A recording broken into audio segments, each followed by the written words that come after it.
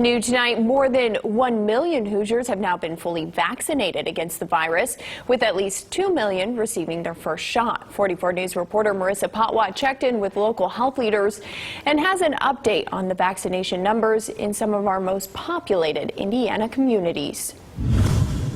It's been very frustrating and isolating, not being able to, go out with friends or see family as much as I wanted to. 63-year-old retired doctor Catherine Bryan, who has underlying health conditions, has felt the painstaking loneliness of being sequestered in her Evansville home over the last year. But after having just received her second Pfizer dose last week, I'm so proud of this card. She's feeling optimistic about the future. I'm looking forward to perhaps being able to get outside more and do more activities in the following weeks. Nearly 40,000 Vanderburgh County residents are now immunized, which is about 21% of the population. The more people who are vaccinated, the more protected the rest of the population is. And while Bryan feels much safer now that she's fully vaccinated, she thinks that Governor Holcomb turning the mask mandate into an advisory on April 6th is just a little too lax. There's still very vulnerable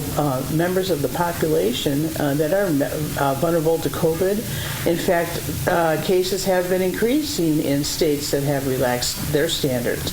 So that's very much a concern of mine. Over 8,000 people in Du Bois County and another 14,000 in Warwick County are fully vaccinated. And those numbers are expected to jump as those 16 and older are eligible for their shot in the Hoosier State next week. Operationally, we're ready to handle that increased load.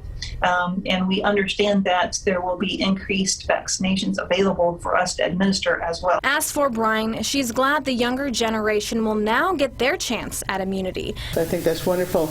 And it also enhances going back to school. I know that's been a major issue for a lot of school-age young people and children.